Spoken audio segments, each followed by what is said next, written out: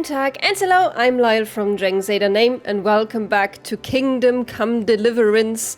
It might be the last episode today, I'm not exactly sure, I don't know how long this is, but I think I am in the last quest of the game, in the last main quest, and we are following Sir Capon,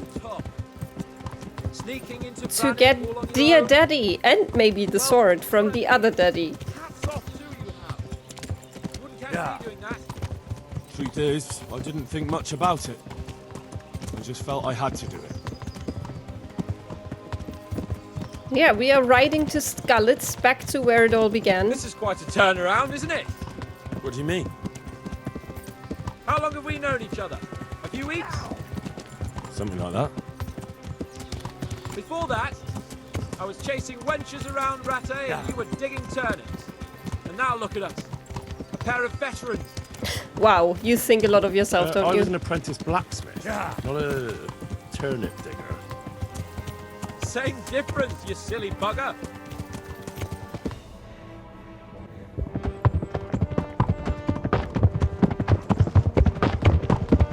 Oh, there were more people than the both of us. There's no sign of them. Move on. I mean, he did say that if we followed him, he would kill Suratik, so it also would kind of be on us if he does kill him now. I think we just rode through stone.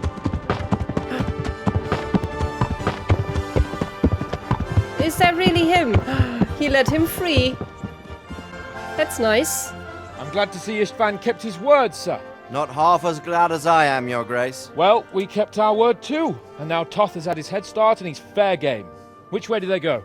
To the north, but I would be careful, Sir Hans. Fear not, Your Grace. I have twice as many men as he. Well, I won't keep you any longer. I'm sure the two of you have a lot to say to each other. Let's go! That was rather anticlimactic. You alright, Father? I am. They treated me quite decently. Although they did steal my horse, so I'll have to go back on foot.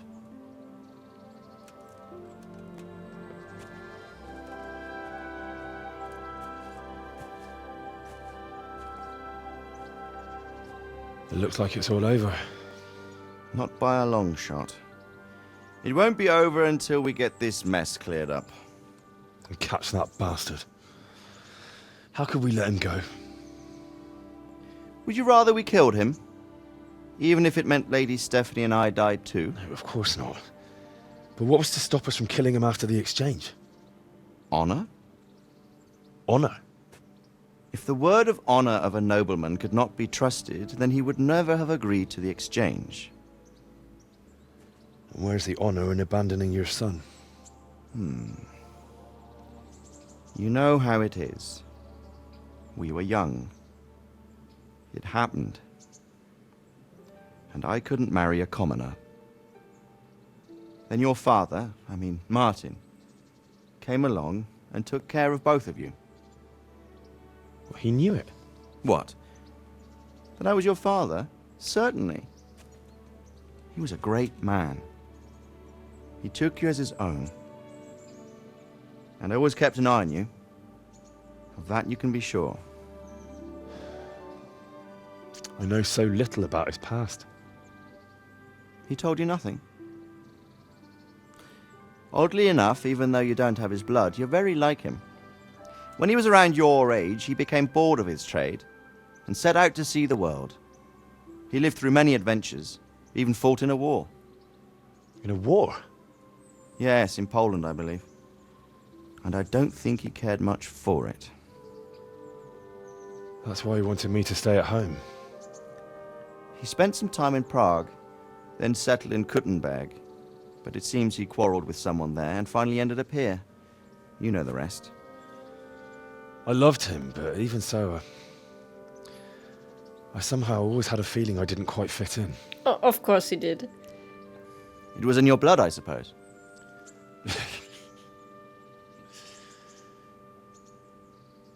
I lost the one thing I had left from him. Your sword. Ah, the sword. It's not my sword. It's yours. For a moment there, it was so near, yet so far. Oh, well, it can't be helped. It was almost within my grasp, but just then I had something else on my mind. Well, I think we may yet have a chance to get it back. This business with Toth is not yet over, unfortunately. That's a chance I'd welcome. Not just to get the sword, but that bastard Istvan too. And then I'll find that German whoreson who torched Skalitz, and I'll slay him with it. I'll never forget his face. Or his name. Mark Vart von Aulitz. Those are noble intentions, son. But don't forget there are other things in this world that are worth living for. Like what? Look around you. Blue skies overhead, green grass underfoot, beautiful girls. Good wine, a few good friends, and a fine steed under your backside. Oh, the joys of living. Those are things worth living for. Though I can't deny that swine who killed your mother must pay for what he did. But it's better not to dwell too much on that at the cost of those other things. On the subject of steeds, I think we'll have to ride like the Knights Templar. How's that? 2 up. One day I'll tell you how they got their seal. You can take the front. Poor horse. 2 men in heavy armor. It's That like can't I be always easy. imagined it would be. Teaching my boy to ride. Although it would be better if you were a little smaller.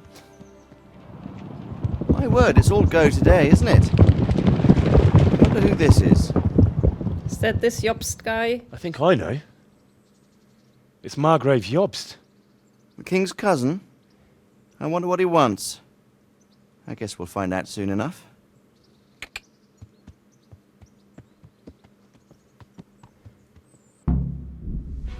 Okay, so that was the game. Oh god.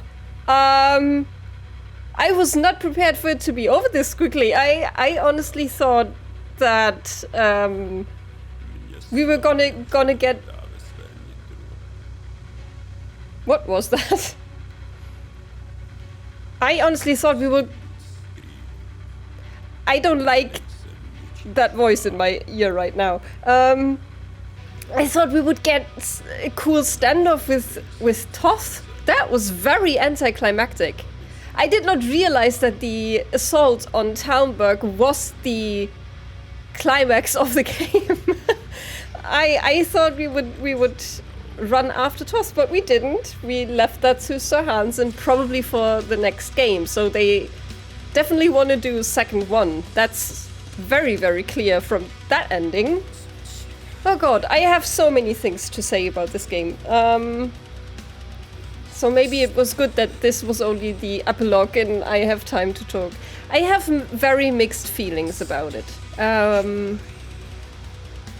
First off, I started this in April. It took me 8 months to finish it. So I'm just glad that I got it. That I managed to get through it in the end, because there were a couple of times where I thought I wanted to abandon it, and I will talk about them a little bit more later.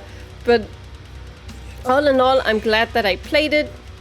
The world in which this is set is just, it's gorgeous and it's so well done. You can really tell that Warhorse put a lot of time and effort into reconstructing this little patch of land that they focused on historically. I know that a lot of people are really into this like historic setting and how much they really took from old sketches and descriptions and reconstructed this whole countryside, and it shows. Like, the effort it's there and it's gorgeous.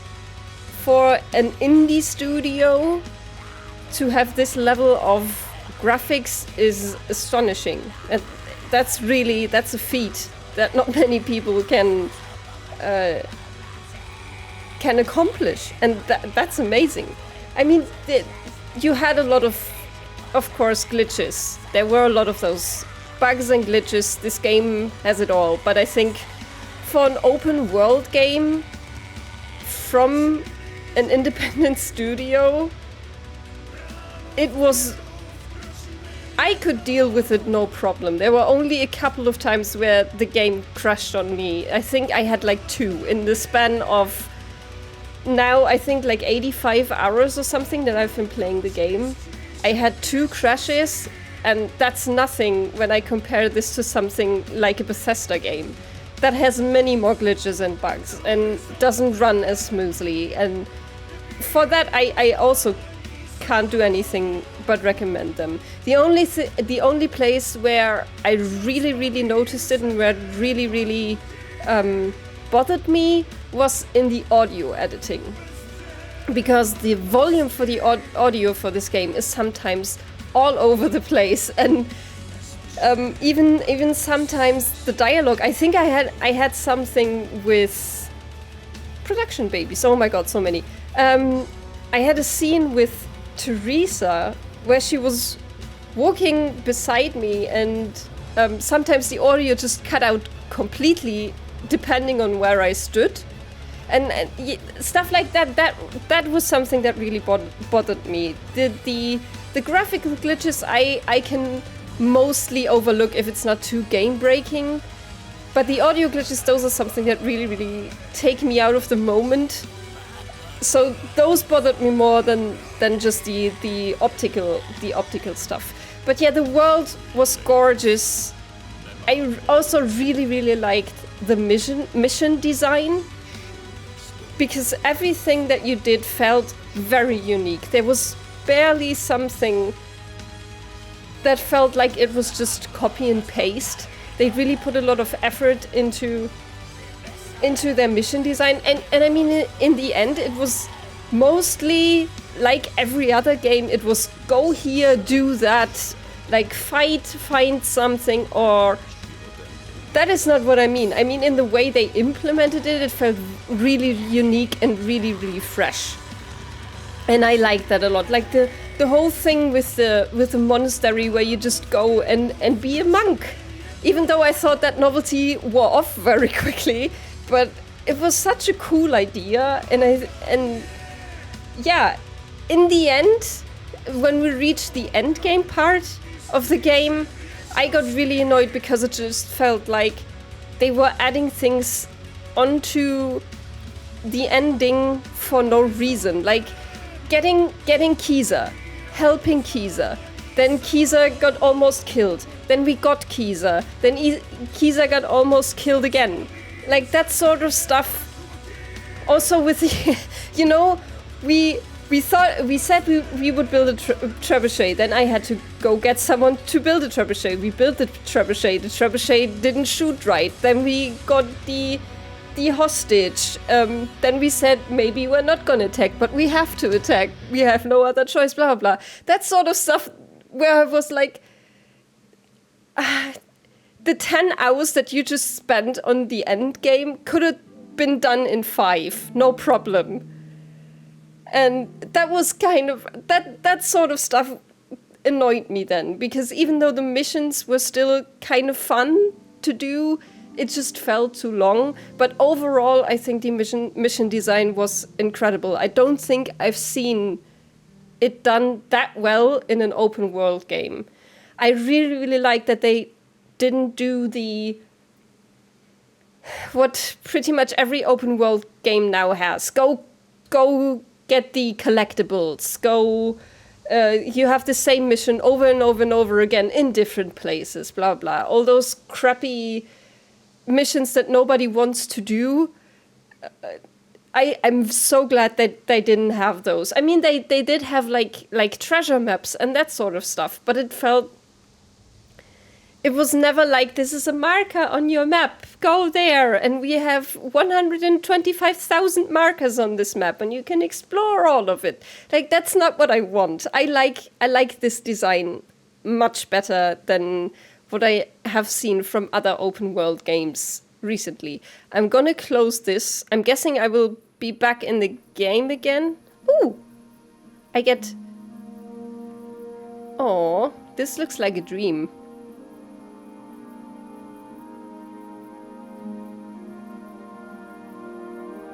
Is it a dream?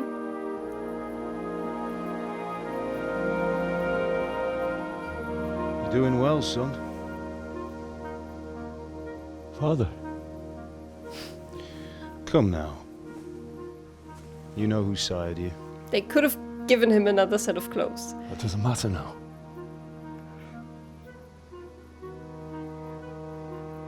I miss you, Amar. I miss you very much. You'll be fine. We're proud of you. For what? I let you down. I lost the sword. I let that bastard get away. Don't be so hard on yourself. There was nothing you could have done to save us. And someone has to live and carry the torch. As for the sword, it's just a thing. You didn't want me fighting. Now look at me. Standing up to evil isn't the same as sowing its seeds. You did what was right.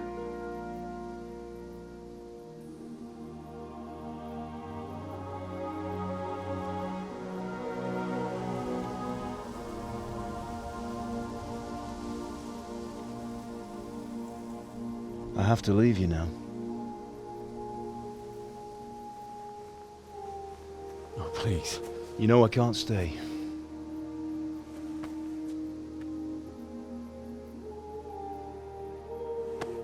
Will I ever see you again?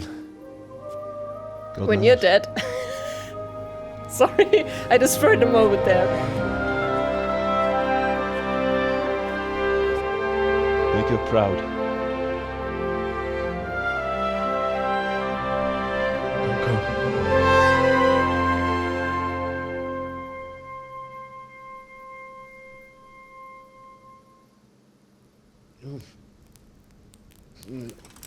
Oh, don't go. No. What on earth were you dreaming about? I couldn't wake you, and it's well past dawn. Sir Radzig wants you at the upper castle. The lords are in council with Jobst. Right. I'll go straight away. Look at Henry. Fancy clothes and everything. What is it? It's just... I don't know how to address you anymore. All of a sudden you're Sir Radzig's son, hobnobbing with lords and ladies. And here's me, as common as muck. Oh, give over, you idiot. Do I look like a lord to you? Not really. You're as much a lord as I am a nun. And I've never looked good in a habit. Get out of here. Or I'll have you clapped in the stocks.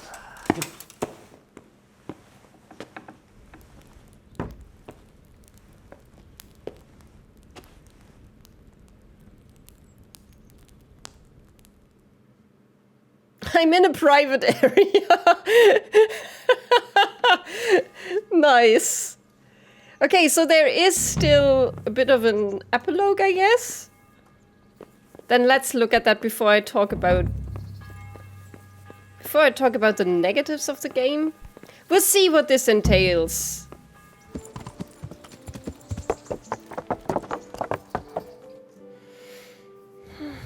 Ah, Hal.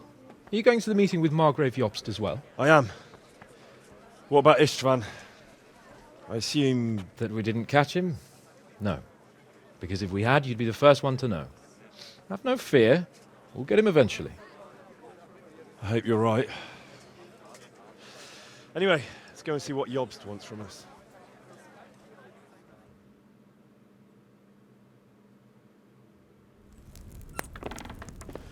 My lords, Christ's blessings on you all. And on you, Lord Capon. And this is my son, Henry. I didn't know you had a son, Sir Radzig. It came as a bit of a surprise to young Henry, too. This gentleman here is John II of Liechtenstein, a member of my council. I'm honored, gentlemen. Come join us. Margrave Jobst was just about to tell us the reason for his visit. Your Grace? I'm sure we're all agreed, Your Graces, that all this unrest must come to an end. This kingdom needs a king. Question is, which king? My cousin, Wenceslas IV, who is being held in captivity. I have to confess, my lord, that your answer surprises me a little. If I'm correctly informed, until recently you sided with your other cousin, Sigismund. That I cannot deny, and I have always stated my position plainly. But times have changed. How have they changed, Your Grace? Sir, there is one thing on which we undoubtedly concur, that King Wenceslas, unfortunately, did not inherit his father's gift for governing. Sadly, his failures have cost Bohemia, the nobles, and our whole Luxembourg family a great deal of money and effort. How did the king let it go so far, damn it? It's in his temperament. He cares only for wine, women, and the hunt. A king, in fact, who never wanted to be king. Then why didn't he just let his brother have the crown? Young sir, the crown weighs heavy when there are duties to be performed, but to surrender it means giving up great privileges too. But he did surrender power to his brother. When things started getting out of hand, Wenceslas appealed to Sigismund for help in restoring order. What, you're saying Wenceslas invited him here? This is starting to make my head spin. Actually, it makes sense when you think about it. Sigismund wanted to re-establish the power of the whole House of Luxembourg. He thought if he helped Wenceslas win the imperial crown, in return his brother would help him become the king of the Romans, and leave the actual reign of Bohemia and the empire to him. Sigismund would govern, while Wenceslas could carry on doing what he was best at, enjoying the life of the imperial court. Why wasn't Wenceslas crowned Holy Roman Emperor long ago? He was already elected king of the Romans. All he had to do was go and let the Pope put the damn imperial crown on his head. Who knows? Maybe he'd prefer hunting and consorting with bathhouse wenches to spending time with the Pope. Well, so would I must admit. Sigismund's plan seemed sound enough, but it didn't quite work out, did it? It worked for a while. He and his brother reached an agreement. Sigismund took over administration of the kingdom and began planning Wenceslas's journey to Rome for the imperial coronation. But then Wenceslas realized he would just be a puppet with a crown. I must say, Margrave Jobst, Wenceslas and Prokop behave rather like naughty children in need of a good clout about the ears. Sigismund would agree. He was already planning his rule of Bohemia, and all of a sudden, the rug was pulled from under him. I'd say he lost his patience and decided he'd drag Wenceslas to the coronation kicking and screaming if he had to. Just like a naughty child, as you say. So he abducted him and your brother Prokop too, if I heard correctly. Correct. And you helped him do it, if I heard correctly. Yes, Your Graces, it's true. I was there when Sigismund abducted Prokop. I thought everything could somehow be settled, that we could make my brother see sense. But Sigismund just wanted to put an end to the dispute once and for all, whatever the cost. There was nothing I could do to stop him. And that's one of the reasons why I'm here. The worst of it is that it was all for nothing. Instead of putting a stop to the revolt, it escalated it, and the result is this chaos we have today. That's true enough, sir. But I must admit now, I'm not sure what your position is. The king is incompetent, but we must protect him? The simple truth, gentlemen, is that for all of Wenceslas's faults, we have no one else. So we'll have to make do with his idleness.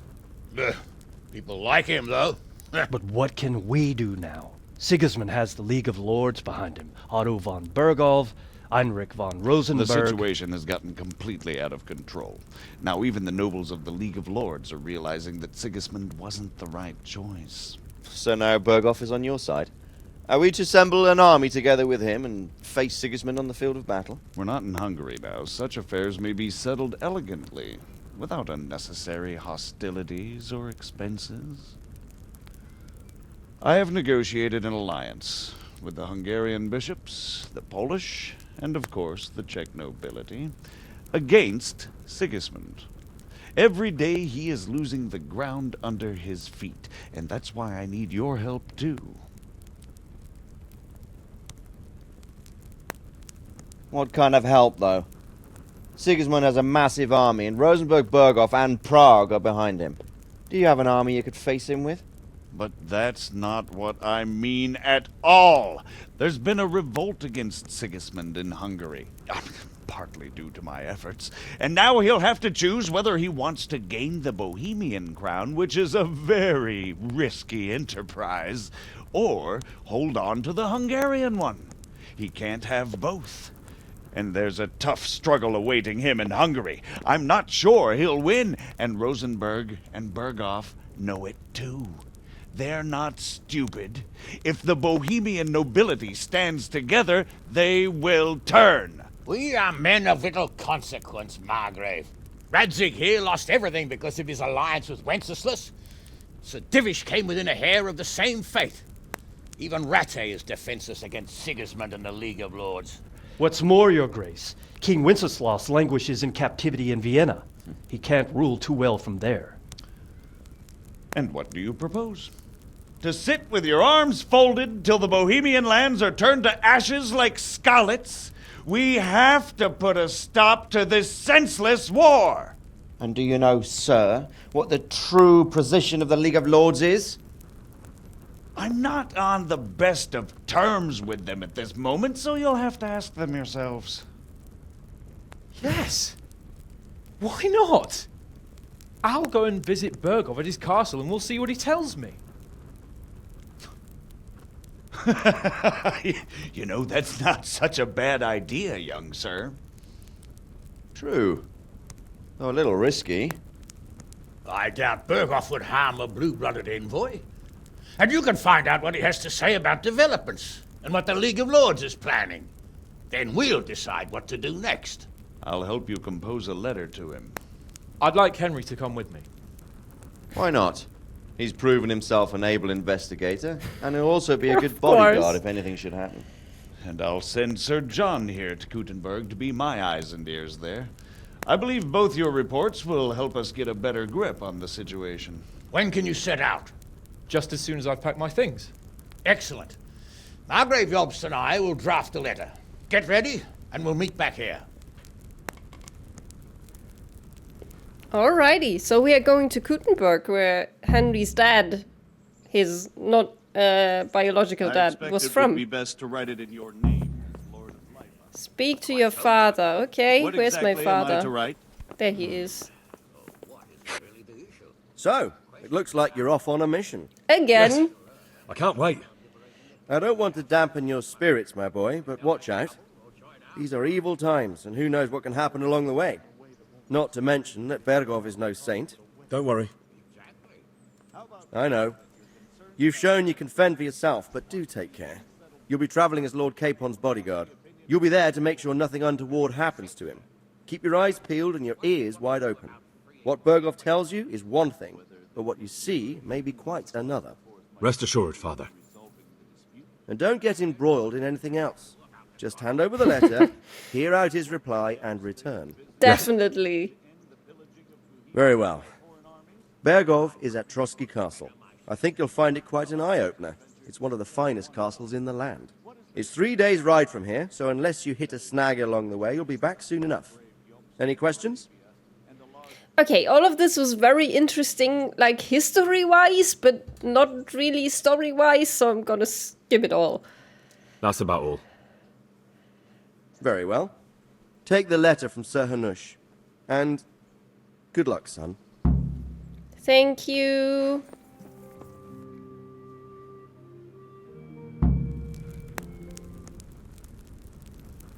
I believe we have written it well, gentlemen. Without a doubt. No one could deduce from this whether we are Sigismund's allies or foes. I must travel back to Brno now, but soon I will go to Brandenburg and I will stop here on the way back. By then, Sir Capon should be back and we can discuss how to proceed. Right. Before you leave, my lord, there is one thing that gives me no rest. Why did Sigismund come as a foe? It makes no sense. If I may, sir, I think I can explain. Oh, please enlighten us, young sir. I live not far from Hungary, where Sigismund reigns. It is a savage country, and the constant war with the Turks has hardened the people. They need a monarch with an iron hand. So when Sigismund felt the wind of revolt, he reacted as he would at home. Only what works on the Hungarian nobles does not work here in Bohemia. Bringing order is one thing, but slaughtering and pillaging with a horde of barbarians quite another. What purpose does that serve? But Sigismund did give the Bohemian nobles a chance to take his side. It was only when they refused his ultimatum that he lost patience and took to the sword. As for the barbarians, he could afford nothing better. The Hungarian nobility would gain nothing from joining his campaign in Bohemia. He didn't have enough coin for a regular army, and so he recruited the Cumans. What he does not pay them, they make up for in plunder. But in the end, he didn't have enough to even satisfy the Cumans. That's why he raided Kuttenberg and Skalitz. He wanted the silver. That makes sense. Unfortunately for My Henry. lords, how's the letter coming along? It's done. Then we can be on our way. Maybe Now Sir remember Hans what could we have, said, boy. like, washed his face All or you have to something. do is deliver the letter, listen to the answer, and come back here. Don't provoke Berghoff in any way. Provoke? Me? Never, Uncle. We'll be back in a few days. Farewell, your graces. Come, Henry, my men are waiting. I wish you Godspeed. Thanks. This episode is gonna run so incredibly long. Congratulations, you've completed the main storyline. If you like, you can still embark on side quests and activities or just wander the world. You can end the game anytime afterwards by riding off the map with Sir Hans Capon's squad. Okay, thank you. I think I'm just gonna do that now. I will put a save point here. But I'm just gonna go right off with Sir Hans. I'm guessing that's the last cutscene then. Let's go. So, can we set off now, Henry? Yes, wash your goddamn face. Of course. I can't wait. So, to horse! The Lord of Berghoff is bound to be waiting as eagerly. He doesn't even know you're coming, dude.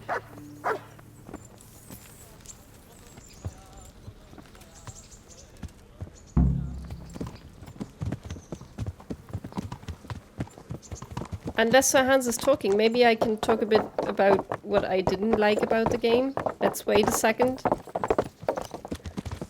Yeah. Okay, so I think for the moment they are out of talk. Yeah, what I was gonna say is something that is not very grievous to me, but that just got annoying very quickly, was the animations for different stuff.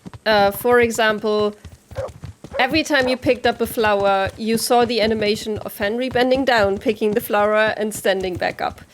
And that stuff just has a novelty to it the first couple of times you see it, and then it just gets annoying if you want to collect a lot of flowers in a short amount of time. And the same goes for the alchemy. I mean, all the animations are pretty cool and they are nice to look at, but at one point they are just annoying. And I mean, they have auto brew for the alchemy at least at some point, so you only have to do it the potion once and then you can auto brew it, so you can circumvent any animation whatsoever. But until that point, it's quite a while. And that also goes for dice playing and all of that stuff. It just, the animation are so real that they also take very long. And that's not something that I personally enjoy very much. I could live with a shortened animation every now and again. If that's not a bother to you, then this will not be a point of bother. But for me, just some things just got annoying after a while, and they felt unnecessary. And then the big one for me Oh, we are here, I guess. Can we talk now? Now we can talk. How about it, Henry? Can we go? Are you ready for this? Yeah, I was ready the whole time. At last I'll get to see more of the country and have a bit of an outing. Quite. So I'm guessing now this is the real epilogue. Let's get to it then. I finally have the feeling we're doing something worthwhile. We're helping to save the king. Instead of saving his drunken majesty, I'd rather find that whoreson who murdered my parents, get the sword back from him, and skewer him with it. Cheer up, Henry. I have a feeling you'll get your chance one day, and it won't be long in coming. Forward, men! I'm guessing this is going to be a trilogy, so I don't expect that to happen until part 3 of Kingdom Come. Ow.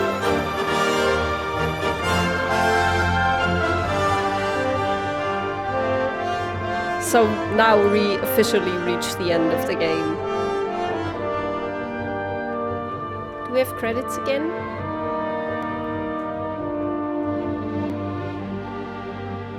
No, yes, maybe?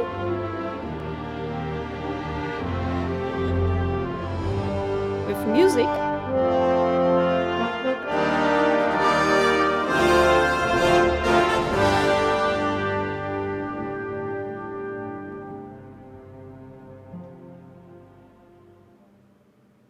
Is it just gonna take me back to the...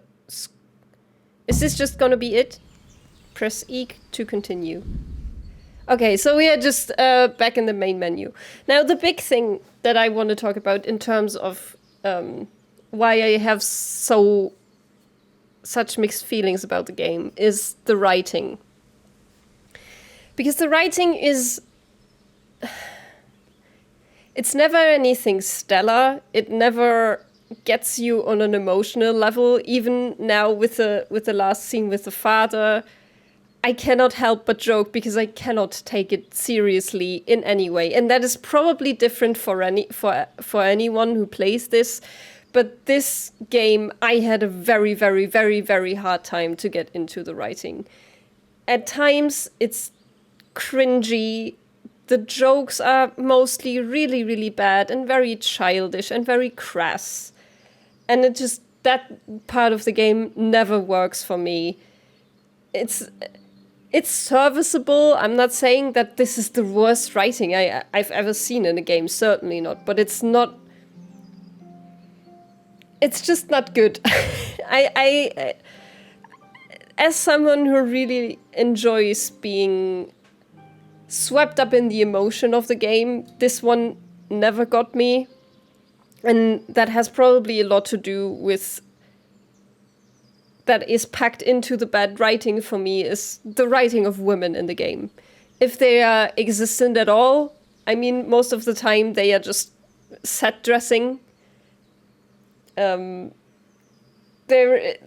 are referred to as wenches and lasses, and it's rarely ever woman at all. Even Henry's mom, who in my opinion should have been an interesting character because she was his mother, and also then she had slept with Sir Rudzik at one point, and we never get to see that from her point of view at all. We just get Henry's blacksmith's dad and Sir Rudzik, never hers. And that is such an odd choice to me for someone who should have some agency in that whole scenario. But she doesn't. She's just the angel in the background with the billowing cloak thingy. Even someone like Teresa, who they fleshed out in the DLC, she had some agency in the DLC. She did something in the DLC, and then she was just Henry's girlfriend. She was just the one he slept with, essentially. There was not one single female character that was interesting at all. And as a woman playing this game, I don't like that. I like having a cast of many different characters. And I get that this is a historical setting. But there were many, many, many interesting women in the medieval times. Even if they didn't have the same rights that they have today, they were still interesting. They still managed to have political power. They managed to have intrigue. And this game just decided not to show that. Women were nothing more than set dressing in this game. And then there's also my big thing of they were rarely be allowed to be more than prostitutes. In the whole quest lines that we did, I think there were 3 separate occasions where one of the characters that we spoke to had some connection to one of the prostitutes in the bathhouses. It was never just their sister, their mother, or their wife. It was always a prostitute. And that is a choice. That is a choice that you do in writing. That is not something at that point, when that happened for the 3rd time, I didn't believe that was an accident anymore. Someone must have seen that and decided, yeah, that's the way to go. They will all just be prostitutes. And then there's also the case of, I said before that I almost stopped playing the game at several points. And one of those points was when, after sleeping with Lady Stephanie, you got that perk, the alpha male perk, that gives you a +2 to your charisma. I almost stopped playing the game at that point, because having a perk that gives you a bonus to anything just because you sleep with a woman, that is not teetering the line of misogyny, that is just misogyny. I hate perks like that. I hate them in every Bethesda game ever, and I hated it here. And then also naming it alpha male, which is such an incel and pickup artist term. I'm just, even if you wanna say that they used it in a cheeky way, then I still think it was bad. And this is the writing, and especially the writing of women, is why I will not buy the next game if I don't hear anything about there being more diversity in it. I know that the game had some controversy before it even came out about racism and the exclusion of people of color in the game. And I get the stance that at that time there weren't many people of color in the region. I get that. But then you also have the Cumans, you have the Hungarians there. They do not look different than the rest of the white cast. They don't look Slavic even. And yeah, I think Warhorse has to work a bit on that. They have to work a bit on diversity, in my opinion. And if I don't hear that they change any of that, I will not play the next one. I can already tell you that. I had fun with the game. I can't say anything else. I wouldn't have played now, I think, 55 or 56 episodes at this point. I wouldn't have played it if I didn't enjoy it. But I had some major issues with the game. And I think I would have stopped if I had not played it for the channel. Because I wanted to finish it for the channel. Now I have a clean cut. But I do have deep grievances about the game. And I didn't want to just gloss over them. So that is my whole opinion of the game, of the story, of how would it all come together. Of course, it's a total sequel tease, the ending. You don't really get a satisfying ending here, which is also a bit of a shame, but I understand why they did that. They are an independent studio, so if they want to do more games, they have to keep the door open, so to speak. So, you guys, now I'm at the end again. And I'm left to say just thank you so much for watching. If you have watched this whole episode, that's probably going to run super long. Thank you so much listening to everything that I have to say. If you like, why not subscribe, leave a like, share the video. Go to Twitter. I'm at DragonsAteOurName.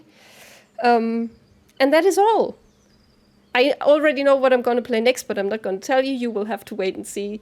So, please stay safe, stay healthy. Bye bye und auf Wiedersehen.